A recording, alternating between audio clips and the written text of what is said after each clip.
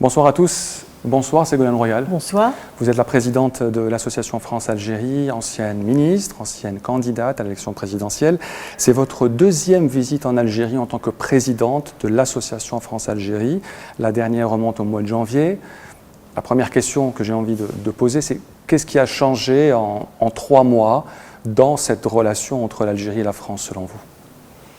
En 3 mois, il y a eu à la fois des points positifs et aussi des retours vers une tension que l'on découvre là au cours de ces derniers jours. Des points positifs parce que le ministre de l'Intérieur est venu.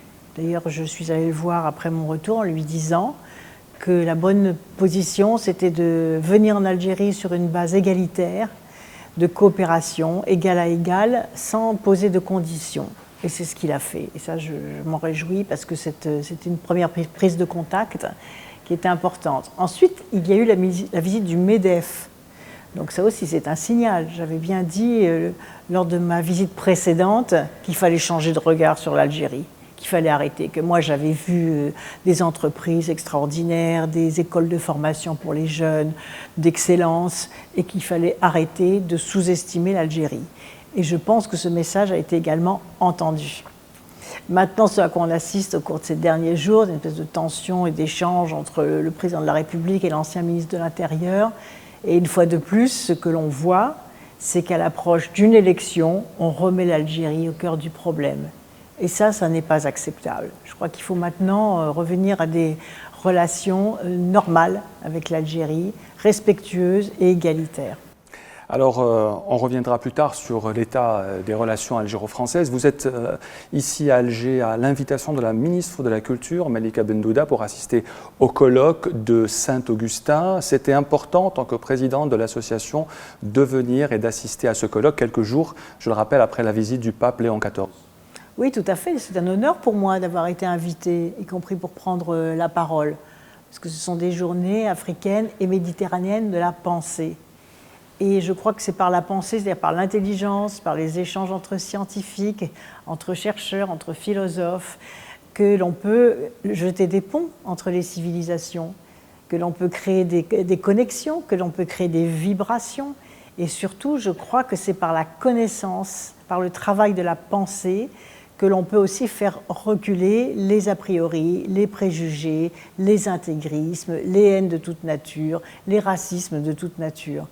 Et moi, je forme le vœu que ça puisse s'approfondir justement ces coopérations intellectuelles et culturelles entre la France et l'Algérie. Et je voudrais saluer le travail de la ministre de la Culture et du Patrimoine, qui est devenue une amie d'ailleurs, d'avoir organisé en si peu de temps, sous le patronage du président de la République, ces journées qui sont d'un niveau tout à fait exceptionnel.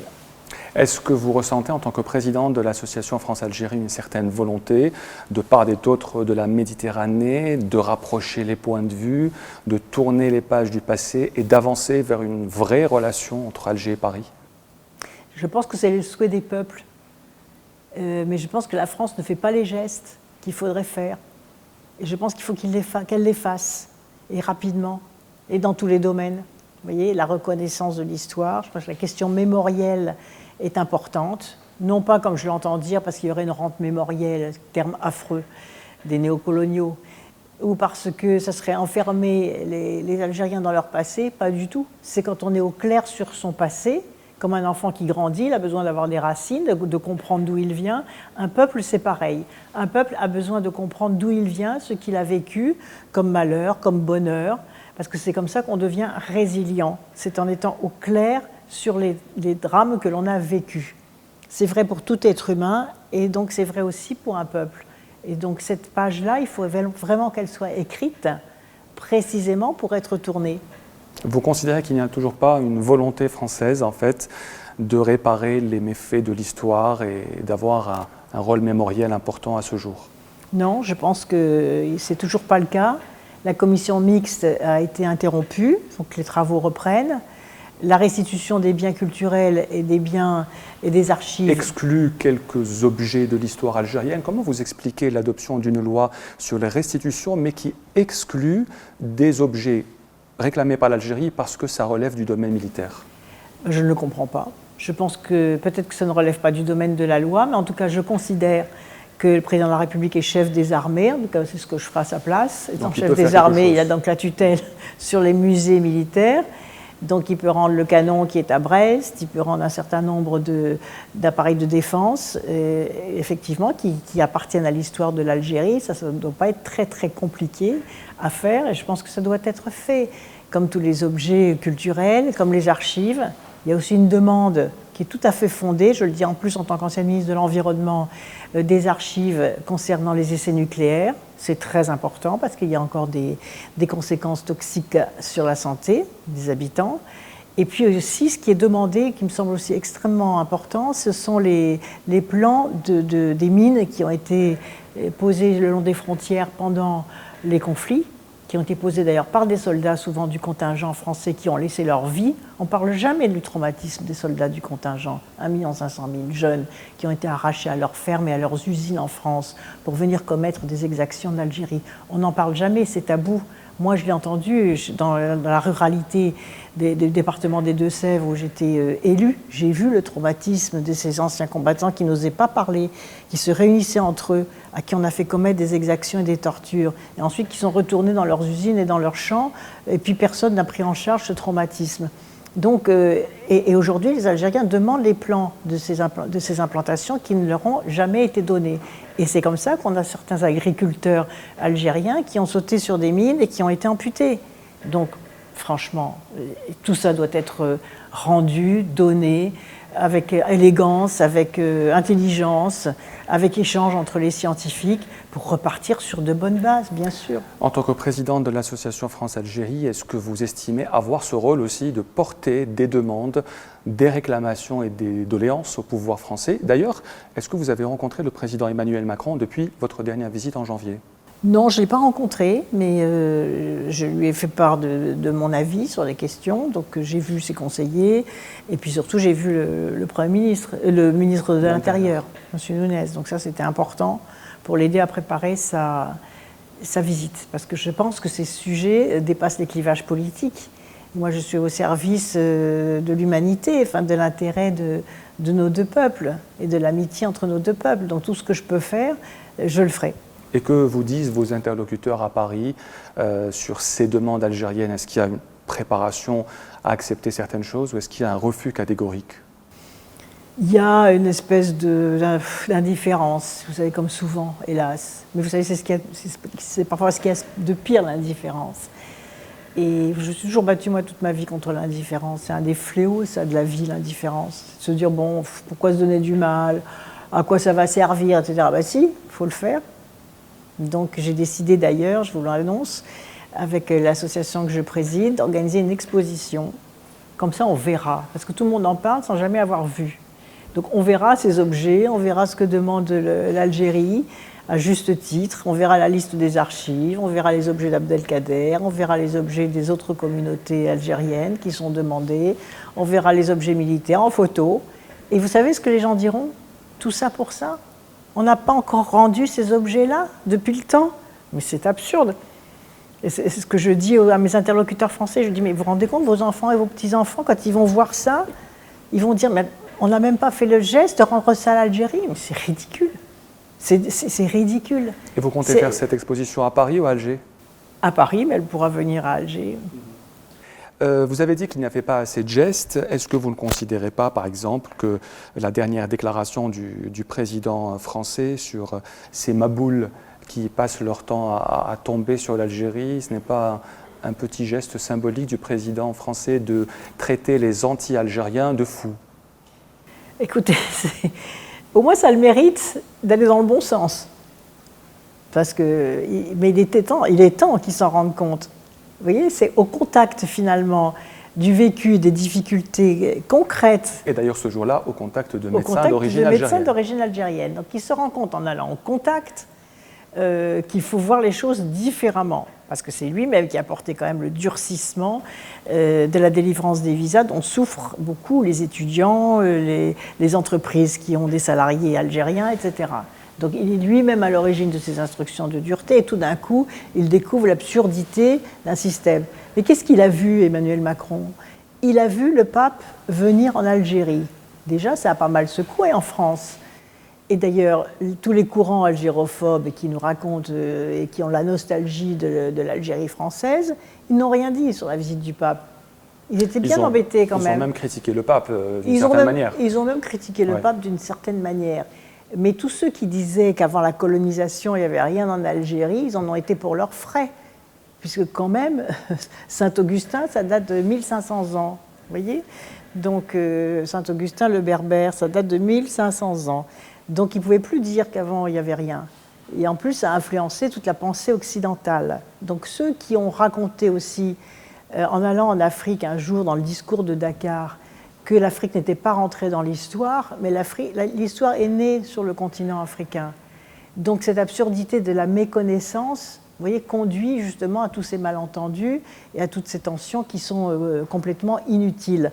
Et pour en revenir à Emmanuel Macron, ce qu'il dit va dans le bon sens.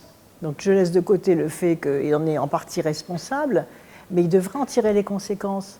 Ce que je souhaite, c'est que, par rapport à tout ce que nous venons de dire, c'est qu'il fasse des gestes. Vous voyez, puisqu'il vient de se rendre compte en effet que c'était absurde, donc il fallait déjà renouer les relations diplomatiques. Donc il a vu le pape venir. Et puis qu'est-ce qu'il a vu aussi ? Il a vu les dirigeants du monde entier, les Italiens, les Espagnols, les Américains, qui profitent les pays un du peu Golfe, de cette crise algéro-française. et qui viennent en Algérie investir, faire des contrats gaziers en ce qui concerne l'Italie, etc. Donc les entreprises françaises disent « Mais qu'est-ce que c'est que cette histoire ? Pourquoi vous êtes en tension ? C'est nous que ça pénalise d'une certaine façon. » On vous l'a dit ? Est-ce que des patrons français vous l'ont dit qu'ils sont pénalisés aujourd'hui ? Bien sûr. La Chambre de commerce franco-algérienne est désolée de ce qui se passe, puisque les entreprises françaises ont des partenariats qui sont interrompus. Donc c'est une absurdité et pour les Algériens et pour les binationaux qui souffrent beaucoup de cette situation. Donc j'ai rencontré les élus binationaux en France et qui souffrent beaucoup de cette situation. On n'a pas le droit de les traiter de cette façon-là, parce que c'est de la valeur qui est détruite d'une certaine façon. Quand les gens ont peur, ils sont moins performants. C'est tout simple, hein, vous savez, c'est...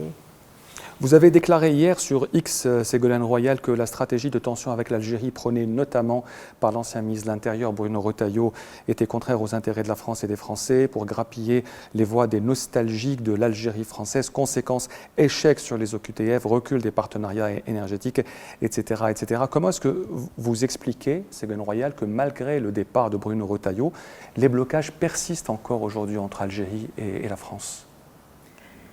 Parce que je pense qu'il y a une partie des conseillers du président de la République qui continuent à penser comme ça, une partie aussi peut-être des services au sein du ministère de l'Intérieur qui continuent à penser comme cela. Qui reste proche de Bruno Retailleau ? Oui, qui reste proche de cette ligne qu'il a insufflée. Qui n'est pas celle de son successeur, on est d'accord ? Qui n'est pas celle de son successeur, mais je pense ensuite qu'il y a un certain nombre de pesanteurs qui se mettent en place. Il y a par exemple un agent consulaire algérien qui est incarcéré sans être jugé. Ça, c'était du temps de M. Retailleau. Et dont le mandat de dépôt a été prolongé d'une année. Et dont le mandat, parce que maintenant c'est entre les mains de la justice, donc c'est la justice. Mais à l'origine, ça aurait pu très bien avoir une autre allure. C'est-à-dire, il peut y avoir une personne qui est à disposition de la justice et qui est là, qui garantit qu'elle est là, mais être incarcéré sans être jugé, c'est une question en effet. Il y a des demandes d'extradition de délinquants financiers qui sont en France et auxquels l'Algérie n'a pas de réponse. Donc ça ne va pas.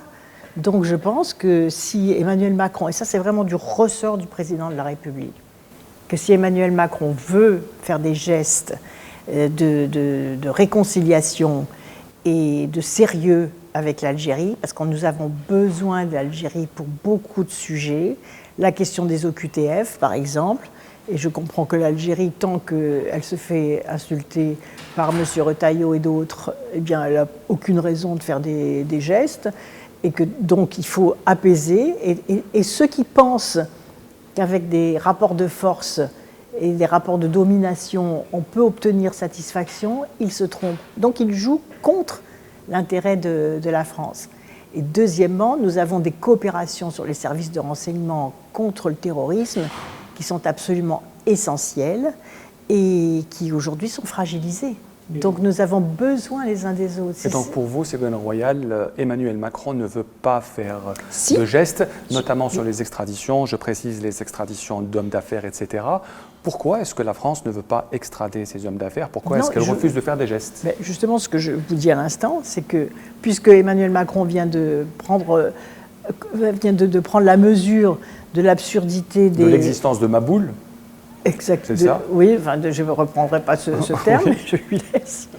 Eh bien, il faut qu'il aille plus loin, et c'est quelques exemples que je viens de donner, puisque moi je les ai entendus du côté algérien, je les ai communiqués au ministre de l'Intérieur, au conseiller d'Emmanuel Macron, et je pense qu'il faut s'écouter. Vous savez, pour avancer, pour faire des médiations, il faut s'écouter. Moi, j'ai entendu, j'ai écouté, j'ai entendu cela, et je pense qu'il faut faire des choses sur ces sujets.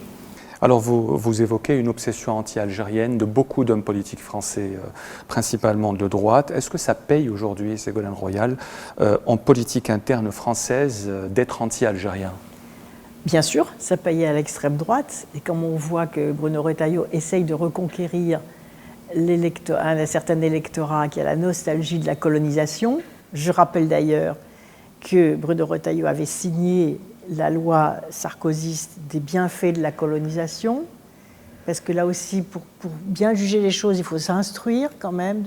Depuis 1830, c'est-à-dire le début de la colonisation en Algérie, il y a dû y avoir entre 3 ou 4, selon les historiens, millions de morts. C'est ça les bienfaits de la colonisation. Donc à un moment, je pense qu'il faut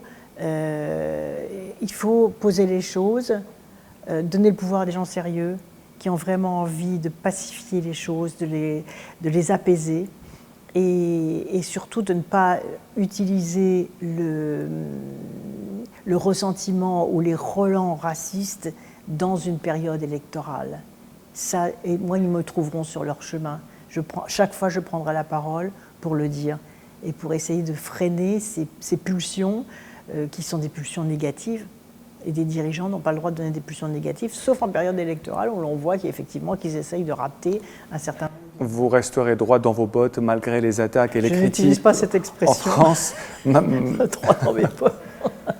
Malgré les critiques et les attaques aujourd'hui, surtout dans les médias d'extrême droite contre vous, à chaque fois que vous venez en Algérie. Bien sûr, mais parfois je me fais prendre à partie. À la fois, je reçois dans la rue beaucoup d'affection et de remerciements, mais parfois je me fais prendre à partie maintenant, bien sûr. Alors, votre ancien collègue socialiste Manuel Valls pense qu'il faut rétablir un rapport de force avec l'Algérie, juste après cette explication des Mabouls. Donc, même au sein du clan socialiste, il peut y avoir des voix assez extrémistes, Ségolène Royal. Je n'ai même pas envie de commenter ce que dit Manuel Valls. Vous savez, même ce mot de rapport de force, il y a des gimmicks comme ça, des espèces de formules, des gens faibles. Les gens qui parlent de rapport de force, observez, ce sont des gens faibles, qui n'ont pas d'idées, qui n'ont pas de pensée, qui n'ont pas de vision d'avenir, qui n'ont pas de stratégie d'avenir. C'est comme l'expression pour préparer la paix, pour avoir la paix, prépare la guerre. L'absurdité de cette expression, qui est finalement le logo du lobby des marchands d'armes et des fabricants d'armes. Mais non, pour avoir la paix, prépare la paix. C'est bien plus intelligent et bien plus sûr. Je ne crois pas au rapport de force, moi. Je crois au rapport d'intelligence, au rapport de coopération, au rapport de fraternité. Et comme le dit Saint-Augustin, puisqu'on en parle, vous savez, tout doit se faire par amour des peuples. Et quand on parle de l'amour des peuples, on n'utilise plus des mots comme rapport de force. Et est-ce que vous pensez que la fraternité, l'amitié, la coopération est encore possible pendant cette année, qui est une année cruciale entre l'Algérie et la France, parce que dans un an, presque exactement un an, il y a une élection présidentielle en France qui est très importante. Est-ce qu'on peut s'attendre au pire, selon vous, à partir de 2027, si c'est l'extrême droite qui prend le pouvoir? Ah oui. Bien sûr, c'est l'extrême droite. Vous aurez plus de travail en tant que président de l'association. Si l'extrême droite arrive au pouvoir, bien évidemment, il faut s'attendre au pire, oui, bien sûr. Bien sûr, et ça, c'est... Il faut qu'Emmanuel Macron agisse avant la fin de son quinquennat. Avec l'Algérie? Avec l'Algérie. Je pense qu'il n'a plus rien à perdre, il ne peut plus être candidat. Donc finalement, ces hésitations, puisque avant d'être élu, la colonisation était un crime contre l'humanité. Après avoir été élu, c'était plus un crime contre l'humanité, c'était la rente mémorielle. Après, il y a eu les lois sur la restriction des visas. Maintenant, ceux qui veulent la rupture sont des maboules. Donc il y a des vous voyez, des méandres comme ça. Là, on est dans le bon timing, c'est-à-dire, effectivement, ceux qui sont pour les ruptures sont nocifs. Et donc, s'il se dit finalement, qu'est-ce que je peux faire d'ici la fin de mon quinquennat pour servir le peuple français, pour servir la paix, pour servir l'intérêt bien compris de part et d'autre de la Méditerranée, pour renforcer le berceau méditerranéen, etc., eh bien, il peut faire ce que je viens de vous exprimer. Et vous avez pensé à être candidate parce qu'il y a votre nom qui revient toujours dans les potentiels candidats du plan de gauche. Je ne parle jamais de ça, vous savez pourquoi? Parce que tout ce que je dis, sinon, sera vu au prisme d'un intérêt. Et moi, je suis complètement désintéressée dans cette responsabilité qui est la mienne aujourd'hui. Je la pense viscéralement utile, si vous voulez, pour la jeune génération. Je viens d'écrire un livre sur les jeunes générations, sur la dette générationnelle. C'est 20 ans jour pour jour après cette fameuse élection présidentielle de 2007. C'est ça. Et la dette générationnelle... Ah oui, c'est vrai. Et la dette générationnelle, la guerre, c'est la pire des dettes générationnelles qu'on laisse aux générations futures. Il y a une polémique en France sur Boualem Sansal, Madame Royal, qui a affirmé il y a quelques jours que la France était pire que l'Algérie. Une pluie de critiques en France contre ses dernières déclarations et le fait de quitter la maison Gallimard pour Grasset. Comment est-ce qu'on explique ce changement de ton radical dans l'affaire Boualem Sansal et surtout en France où les critiques pleuvent contre lui? Écoutez, c'est très difficile. Vous êtes mieux placé que moi pour répondre à cette question parce que je n'ai pas les données de ce qui lui permet de s'exprimer comme cela. Ce que je trouve assez désolant, y compris sur la formulation et le choix du vocabulaire. Maintenant, je n'ai pas les éléments qui lui permettent de dire cela. Donc, moi, je n'ai pas été dans son comité de soutien non plus parce que je trouvais que les déclarations qu'il faisait étaient agressives et qu'on n'avait pas assez d'éléments d'évaluation. Maintenant, moi, je respecte toutes les prises de parole. Le plus, si vous voulez, le plus étonnant, c'est que c'est un écrivain qui revendique la liberté de parole, la liberté de critique, voire la liberté même d'agresser verbalement, pourquoi pas, mais il ne l'accepte pas pour lui-même. C'est ça qui est surprenant. Il devrait au contraire accepter les critiques, puisque la critique est l'essence même, dit-il, de la création littéraire. Donc il devrait les accepter aussi pour lui-même. Maintenant, peut-être qu'il a été... voilà, peut-être qu'il en... Je ne sais pas, je ne peux pas évaluer cela, donc Lors de votre dernière visite en Algérie, au mois de janvier, vous avez demandé à voir le journaliste français Christophe Glaise. Vous aviez rencontré le ministre de la Justice qui vous a reçu, qui vous a autorisé à le voir. Vous l'avez vu, vous êtes en contact avec ses parents, sa famille. Qu'est-ce que vous espérez sur le cas de Christophe Glaise aujourd'hui? J'espère une grâce présidentielle. Mais je comprends aussi la préoccupation des dirigeants algériens qui consiste à dire qu'il faudrait aussi des gestes des deux côtés. Parce que Christophe Glaise, il a été jugé. D'un autre côté, il y a un agent consulaire qui est incarcéré sans être jugé, même si les deux choses ne sont pas liées, que ni les autorités françaises ni les autorités algériennes n'ont lié les deux cas où on fait une sorte de donnant-donnant. Mais je pense que oui, c'est ça, il faut... Je souhaite de tout mon cœur que comme je l'ai exprimé, voilà, qu'un enfant soit rendu à sa mère. Et c'est pour ça aussi que j'ai choisi d'évoquer demain le thème des relations entre Saint-Augustin et sa mère Monica. Et je me suis dit, ça fera un écho à ce souhait que j'ai qu'un enfant soit rendu à sa mère. Merci Ségolène Royal d'avoir répondu à nos questions. Vous êtes présidente de l'association France-Algérie et ancienne ministre en France. Merci à vous et à la semaine prochaine.